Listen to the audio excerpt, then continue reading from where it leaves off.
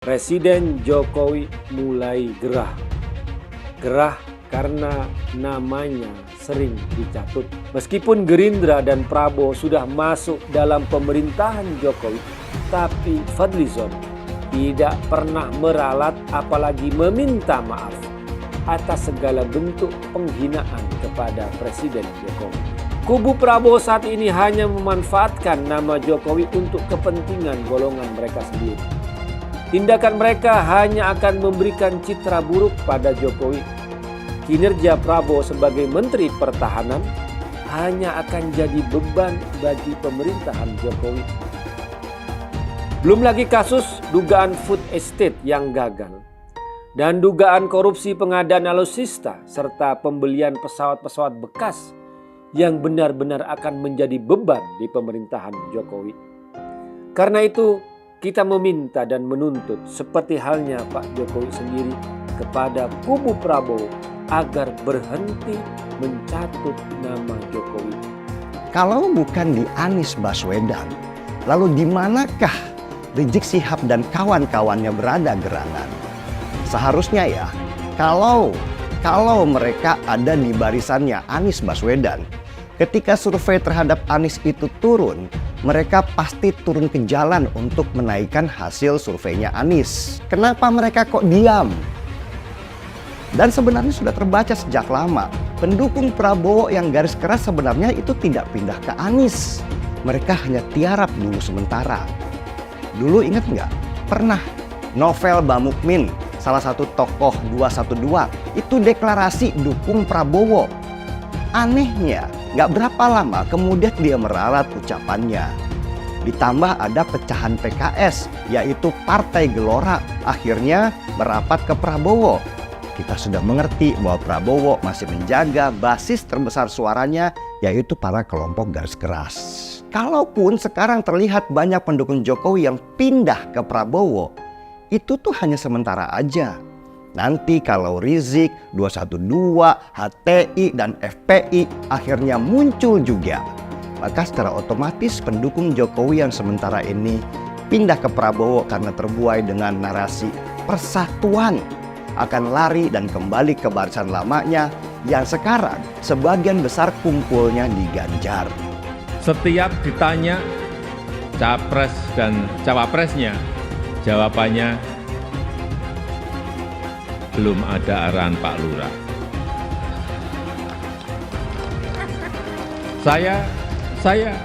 Saya sempat mikir, siapa ini Pak Lurah? Sedikit-sedikit kok Pak Lurah. Belakangan saya tahu yang dimaksud Pak Lurah ternyata saya. Ya, saya jawab saja, saya bukan lurah. Saya adalah Presiden Republik Indonesia. Saya ini bukan ketua umum parpol, bukan ketua umum partai politik, bukan juga ketua koalisi partai. Yang menentukan capres dan cawapres itu adalah partai politik dan koalisi partai politik. Jadi saya ingin mengatakan itu bukan wewenang saya, bukan wewenang Pak Lurah. Bukan wewenang Pak Lurah, sekali lagi. Dijadikan tameng. Bahkan walau kampanye belum mulai, foto saya banyak dipasang di mana-mana. Bukan foto saya sendirian. Ada di sebelahnya bareng capres. Pemimpin itu harus punya public trust. Karena kepercayaan adalah salah satu faktor penentu bisa berjalan atau tidaknya suatu kebijakan, bisa diikuti atau tidaknya sebuah keputusan. Ini adalah modal politik dalam memimpin sebuah bangsa besar seperti Indonesia. Ini bukan tentang siapa yang jadi presidennya, bukan itu. Tapi apakah sanggup atau tidak untuk bekerja sesuai dengan apa yang sudah kita mulai saat ini. Apakah berani atau tidak mampu konsisten atau tidak. Karena yang dibutuhkan itu adalah nafas yang panjang. Karena kita tidak sedang jalan-jalan sore, yang kita lakukan harusnya adalah lari maraton untuk mencapai Indonesia emas. Inilah alasan kuat saya kenapa saya nggak pernah bisa mengalihkan dukungan saya kepada Pak Prabowo. Meskipun Pak Prabowo sekarang dalam tanda kutip sudah dekat dengan Pak Jokowi dan menjadi bagian dari kabinet kerja Pak Jokowi. Alasan utamanya adalah saya nggak pernah bisa percaya dengan orang-orang di belakang Pak Prabowo. Dan sekarang terjadi. Orang-orang yang dulu kecewa dengan sikap Prabowo yang mengambil sikap bergabung dengan pemerintah sekarang sudah kembali kepada Prabowo. Artinya formasi pendukung Prabowo sudah kembali. Kedekatan Prabowo dengan Jokowi itu hanya salah satu manuver Prabowo untuk mengambil suara pendukung Jokowi, bukan hijrah. Kenapa saya bilang seperti itu? Karena sampai detik ini Prabowo sudah masuk di pemerintahan pun Prabowo juga nggak pernah berani mengambil sikap atau menentukan sikap bahwa dia anti dengan orang-orang yang intoleran atau ekstrim seperti pendukungnya pada tahun 2014 dan 2019. Dan kesimpulannya adalah Prabowo akan tetap menjadi Prabowo dan pendukungnya kualitasnya akan sama seperti pada tahun 2014 dan 2019.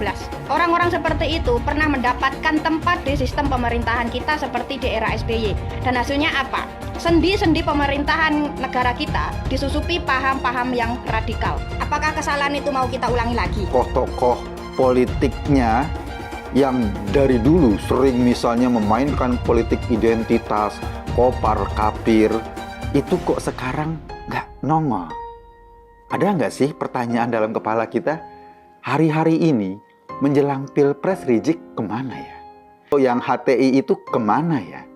Atau kelompok-kelompok garis keras itu kemana ya? Kok mereka diem? Apakah mereka masih sudah luntur keinginannya mendirikan khilafah? Atau mereka sudah luntur keinginannya mendirikan Indonesia bersyariah? Atau sudah luntur keinginannya untuk menegakkan negara agama menggantikan Pancasila?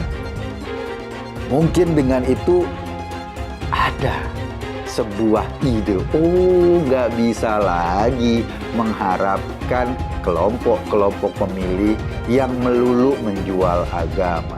Kali ini jualannya adalah Jokowi karena memang terbukti Jokowi menang 2 kali. Pemilih-pemilih lama, orang-orang yang sebelumnya mendukung Prabowo yang menggunakan jargon-jargon agama yang gampang mengkafir-kafirkan, itu tetap dipelihara, tapi syaratnya mereka nggak boleh teriak. Jadi dalam konteks politik, ya di mata timnya Prabowo, Pak Jokowi posisinya nggak jauh beda sama Rizik, sama HTI, sama FPI. Cuma didekati untuk menarik suara. Wajar kalau kita lihat baliho di mana-mana, Prabowo lebih Jokowi dari Jokowi misalnya. Nah sekarang tiba-tiba dengan entengnya Prabowo Subianto meminta izin ingin berkuasa. Lah ini kan bahaya sekali, bener gak? Jangan-jangan ya kita baru mengkritik sedikit saja, besoknya langsung hilang. Jadi bisa dibilang ya posisi Ganjar Pranowo ini memang sangat-sangat berat. Bahkan kalau saya melihat Ganjar ini seakan-akan sedang dikeroyok oleh lawan-lawan politiknya. Jadi sekali lagi saya ingin mengatakan, kalau saya melihat situasi politik yang belakangan ini terjadi ya, memang mirip sekali dengan situasi atau kondisi politik ketika pemilu 2014 lalu. Makanya, kalau saat ini kita dihadapkan dengan situasi politik yang hampir sama dengan pemilu 2014, maka tentu kita semua tidak akan terlalu sulit untuk menentukan langkah ke depan. Kenapa Golkar beralih ke sana? Harus dibaca bersamaan dengan PAN juga. Saya rasa ini seperti tadi yang diungkapkan, berkali-kali mengucapkan kata atau nama Jokowi. Saya rasa secara tidak langsung ada peran Jokowi di sini. Kita tahu semua skenario itu, bahwa kemudian Jokowi tidak akan diakomodasi nanti setelah jadi presiden. Banyak drama-drama picisan diciptakan sedemikian rupa untuk memisahkan Jokowi dengan PDI Perjuangan, memisahkan Jokowi dengan Ibu Mega. Waduh, gampang dibaca dan itu murahan gitu loh. Gitu. Dan yang cemburu terhadap partai kita mengatakan PDI Perjuangan sombong, PDI Perjuangan ini. Nggak ada. Ini nggak ada yang membuat PDI Perjuangan jadi galau, PDI Perjuangan jadi ini. Ya enggak lah. Lebih dari ini udah pernah kita dikeroyok kok. Dan kita juga biasa ditipu kok. Kalau dibandingkan yang 10 tahun yang lalu, ya kita sudah biasa menghadapi, lebih besar lagi pada waktu itu. Di mana Golkar, Gerindra, PAN, PKB, P3, PBB, dan sebagainya. Jadi, buat PDI Perjuangan sendiri, hal ini sama sekali tidak ada pengaruh. Ngeri-ngeri sedap seakan-akan koalisi 4 partai yang bergabung dalam porosnya Prabowo itu sudah ditentukan siapa cawapresnya. Namanya adalah Gibran. Ini kan adalah informasi-informasi yang kemudian belakangan lihat. Gabungan partai pendukung Prabowo itu ada variabel Jokowi di situ, maka Gibran juga jauh lebih diunggulkan untuk bisa berpasangan dengan Prabowo di 2024. Di Indonesia sudah banyak kasus pilpres, banyak kasus pilkada, di mana gabungan partai politik yang banyak tapi tidak berkorelasi positif dengan tingkat kemenangan mereka di kontestasi politik elektoral. Kita minta mandat dari rakyat. Kita memang ingin. Kita ingin maju ke rakyat. Kita minta izin rakyat untuk kita berkuasa. Karena kita ingin berkuasa. Dan semoga Yang Maha Kuasa meridhoi itikat baik kita ini. Terima kasih. Selesai. Wassalamualaikum warahmatullahi wabarakatuh. Terima kasih GNPF. Terima kasih 212. Terima kasih FPI. Mereka mau nuduh kalian radikal. Saya katakan kalian tidak radikal. Penjajahan di depan mata itu di Jakarta. Kita semua pribumi ditindas. Kini saatnya kita menjadi tuan rumah di negeri sendiri. Saya bilang, Miss, ente nggak bisa jadi presiden. Kenapa? Karena presiden adalah orang Indonesia asli, saya bilang. Jangan hanya konsentrasi pada pembangunan benda-benda mati yang indah difoto dan bisa ditunjukkan dalam 5 tahun hasilnya. Kalau kita mau menilai sebuah janji, maka lihat janjinya atau lihat kenyataannya. Dulu janjinya apa ya? Dan ini aneh, betul-betul aneh. Ini bukan kampanye, tapi saya sampaikan sini. Di satu sisi menyiapkan jalur-jalur air untuk dikirim ke laut, di sisi lain di lautnya dipasang dengan pulau reklamasi, tinggal tunggu waktu jadi rob, air balik. Dan ini melawan sunnatullah. Kenapa? Air itu turun dari langit ke bumi, bukan ke laut. Harusnya dimasukkan ke dalam bumi, masukkan tanah. Di seluruh dunia air jatuh itu dimasukkan ke tanah, bukan dialirkan pakai gorong-gorong raksasa ke laut. Jakarta telah mengambil keputusan yang fatal. Bukan banjir, itu memang parkir air. Bukan banjir, itu memang parkir air. Masyarakat berkeliling dengan membawa toa untuk memberitahu semuanya, termasuk sirine. Ibon 82 miliar. Apa alat transportasi yang dimiliki oleh hampir setiap orang? Alat transportasi yang dimiliki semua orang adalah kaki. Kalau seandainya orang Jakarta percaya Pak Anies jadi gubernur pun, saya berani jamin kok dia akan lakukan normalisasi yang sama seperti saya lakukan kok. Gak usah bohong lah. Ketika air sampai di muara, maka siap untuk dipompa ke laut. Usir penjajah Jakarta, siap! Tangkap si Ahok! Tangkap si Ahok sekarang juga! Tangkap si Ahok! Tangkap si Ahok sekarang juga! Lagi! Cepat! Tangkap si Ahok! Tangkap si Ahok sekarang juga! Lengserkan Jokodok! Takbir! Siap serbu istana! Siap ambil alih kekuasaan! Takbir! Pancasila Soekarno, ketuhanan ada di pantat. Anak Tuhan dari mana? Kalau Yesus anak Tuhan, bidangnya siapa? Besok seluruh wilayah Indonesia kami katakan dalam Bapak Ibu yang dimuliakan Allah, oleh sebab itu solusi penyelesaian umat ini hanya satu. Apa itu? Khilafah. Tegaknya khilafah, maka selesailah masalah. Takbir! Halal haram demokrasi. Kita pakai dulu sementara sistem kafir ini. Orang bilang kafir mana bisa. Sementara kalau semuanya sudah baik, kita pakai sistem Islam, naik khalifah. Iblis hanya menggoda orang yang beriman. Makanya jarang-jarang orang kafir kerasukan setan. Yang kerasukan setan itu orang baik-baik. Jarang, saya belum pernah nengok Cina kerasukan setan. Pernah tak Ahok itu kerasukan setan? Enggak, setannya juga. Karena sesama setan dilarang saling menggoda. Karena di salib itu ada jin kafir. Karena di salib itu ada jin kafir. Karena di salib itu ada jin kafir. Haleluya. Kepalanya ke kiri apa ke kanan? Kepalanya ke kiri apa ke kanan? Kita percaya salib itu lambang mulia, bukan jin. Kok ketawa? Aku nggak nyindir siapa-siapa loh. Saya nggak pernah mundur untuk kebenaran, keadilan, kejujuran. Dan peri kemanusiaan, gue nggak pernah mundur. Dan gue nggak pernah takut juga sama lu. Siapapun yang rasis, gue akan hadapin.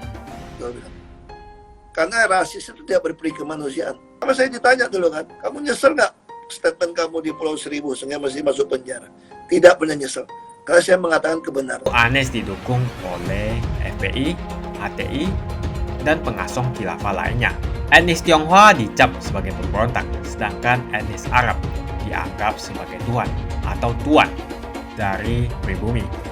Etnis Arab dipuja-puja dan dianggap sebagai dewa. Lihat saja Rizik Syihab dan Bahar Smith dipuja-puja, padahal mereka mengujar kebencian. Pengasong khilafah seperti Rizik Syihab, Bahar Smith, dan teman-teman, mereka hanya buat gaduh di Indonesia. Relawan Anies, terutama dari FPI, HTI, PA212 seperti Bahar Smith dan Rizik Syihab selalu menghujat Cina, etnis Cina. Tapi saat ini negara Cina sudah menjadi nomor 1 di dunia. Saya bangga sebagai Cina. Sedangkan negara Amerika sanjung-sanjung itu, Arab Yaman, masih belum maju dan masih terbelakang. Saya percaya Indonesia dengan mayoritas pribumi juga akan jadi negara maju. Seharusnya Arab Yaman belajar dari negeri Cina. Seperti kata kitab suci, belajarlah sampai ke negeri Cina.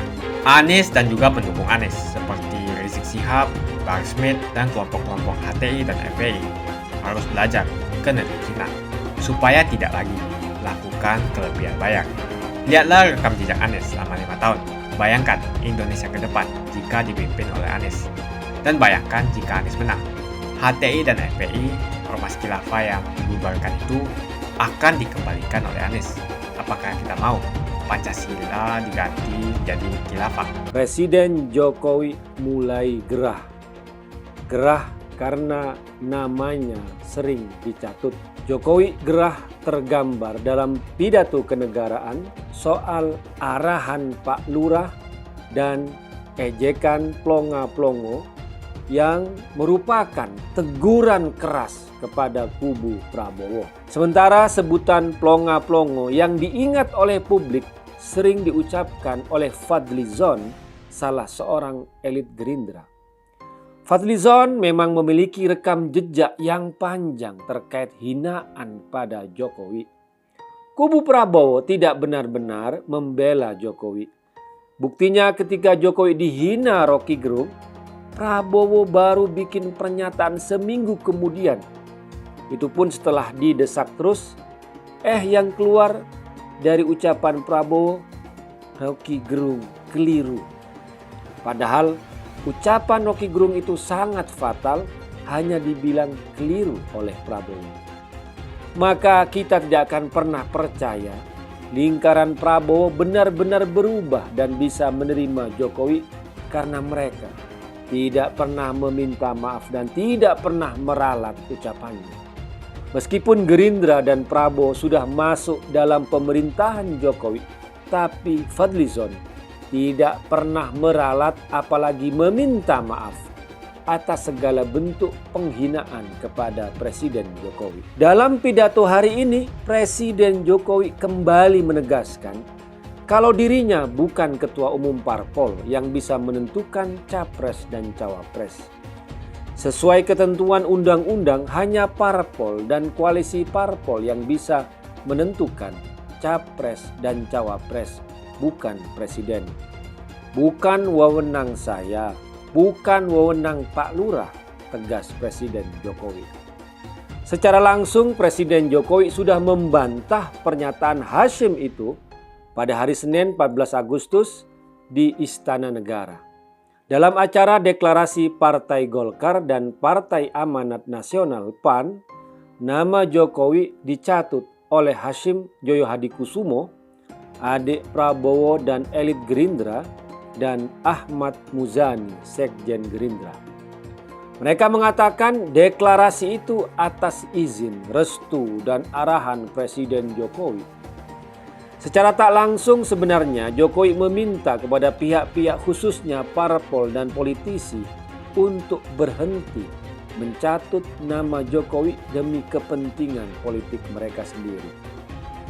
Atas tindakan itu, Hasyim Joyo Hadikusumo telah dilaporkan ke polisi oleh Aliansi Mahasiswa Sulawesi Tenggara Sultra dengan tudingan menyebarkan berita bohong atau hoax soal dukungan Golkar ke Prabowo atas izin dan arahan Jokowi. Menurut informasi terbaru, laporan pada Hasyim itu akan dilimpahkan ke Bareskrim Polri. Karena itu, kita meminta dan menuntut seperti halnya Pak Jokowi sendiri kepada kubu Prabowo agar berhenti mencatut nama Jokowi. Jadilah diri sendiri. Jangan hanya bisa memanfaatkan popularitas Jokowi, jangan hanya pansos. Kubu Prabowo saat ini hanya memanfaatkan nama Jokowi untuk kepentingan golongan mereka sendiri. Tindakan mereka hanya akan memberikan citra buruk pada Jokowi. Kinerja Prabowo sebagai Menteri Pertahanan hanya akan jadi beban bagi pemerintahan Jokowi. Belum lagi kasus dugaan food estate yang gagal dan dugaan korupsi pengadaan alutsista serta pembelian pesawat-pesawat bekas yang benar-benar akan menjadi beban di pemerintahan Jokowi. Ahok pasti akan mendukung Ganjar karena Ahok anti radikalisme. Ahok yang jelas tidak akan mendukung Anies Baswedan karena Anies Baswedan didukung oleh kelompok khilafah, HTI, dan FPI, ormas terlarang itu. Suara Ahok merepresentasi warga minoritas, dan etnis Tionghoa mendukung Ganjar Pranowo. Dukungan Ahok sangat memberikan dampak yang luar biasa. Kita lihat saja, saat itu Ahok mendukung Jokowi, dan Jokowi berhasil menang sebagai presiden. Dan saat ini Ahok akan mendukung Ganjar Pranowo. Dan saya yakin Ganjar akan menang di Pilpres 2024. Saya yakin Ahok tidak akan memilih orang-orang yang pernah bermasalah dengan dirinya di masa lalu. Apalagi bukan hanya bermasalah dengan dirinya, tapi bermasalah dengan etnis dan agamanya. Siapa lagi kalau yang dimaksud adalah kelompok-kelompok dari pendukung atau pengasong khilafah. Seperti ormas yang sudah dibubarkan itu, HTI, FPI, dan PA212, di mana mereka mendukung Anies Baswedan. Salah satu tokoh yang saya hormati dan hargai adalah Ahok, khususnya dalam bidang politik. Bapak Ahok memiliki nama asli, Basuki Cahayapurnama, yang sangat luar biasa dalam mengedepankan integritas sebagai seorang politisi yang jujur, berani, transparan, dan profesional. Dia bukanlah orang seperti Anies. Dia bukan orang yang menjual kata-kata dan sembarangan berbicara soal kebangsaan yang dibalut atau dipakaikan jubah agama. Dulu Anies bisa menang karena menggunakan agama dan etnis. Bagi saya, apa yang dikerjakan Ahok selama ini, menjabat sebagai politisi dari Bangka Belitung sampai Jakarta, adalah pencapaian yang luar biasa dan integritas yang tinggi. Dia tunjukkan dengan mantap. Kita melihat pada tahun 2014 hingga tahun 2011, dia memilih Joko Widodo sebagai presiden unggulan saat itu. Dan pada akhirnya, dia menang. Pilihan Ahok bisa dikatakan mewakili pilihan para kaum yang selama ini dianggap minoritas. Pada tahun 1965, kita tahu bahwa penyikatan etnis Cina di Indonesia sangatlah kencang, apalagi ada rumor bahwa sampai sekarang membuat trauma kaum warga negara yang memiliki etnis yang dicap sebagai pemberontak, yaitu etnis Tionghoa. Etnis Tionghoa dicap sebagai pemberontak, sedangkan etnis Arab dianggap sebagai tuan atau tuan dari pribumi. Etnis Arab dipuja-puja dan dianggap sebagai dewa. Lihat saja Rizik Syihab dan Bahar Smith dipuja-puja, padahal mereka mengujar kebencian. Pengasong khilafah seperti Rizik Syihab, Bahar Smith, dan teman-teman, mereka hanya buat gaduh di Indonesia. Sehingga pada tahun 2016, Ahok mulai maju dan berani untuk tampil menjadi showcase bagi perpolitikan negara ini dengan meletakkan standar yang begitu tinggi bagi seorang pemimpin politik, khususnya pemimpin daerah. Ternyata isu-isu suku, agama, dan ras antar golongan pada tahun 2017 masih terjadi dan begitu masif yang dilakukan oleh kelompok-kelompok kadrun itu. Isu agama, ras, dan antar golongan dinikmati oleh relawan Anies. Saat itu Anies didukung oleh FPI, HTI, dan pengasong khilafah lainnya. Pada akhirnya Ahok harus kalah, namun kekalahan dia adalah kekalahan yang membuka mata rakyat Indonesia bahwa masih ada orang-orang yang menang dengan cara menggunakan politisasi agama atau politik identitas berbasis agama. Ternyata banyak sekali orang yang dengan mudah terhasut lewat jalan-jalan seperti itu.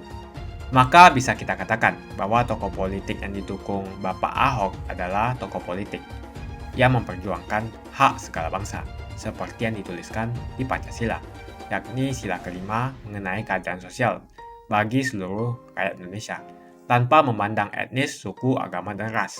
Dan hal tersebut mengacu pada tokoh Ganjar Pranowo yang harus kita pilih dan harus kita coblos nanti di pemilu 2024 nanti.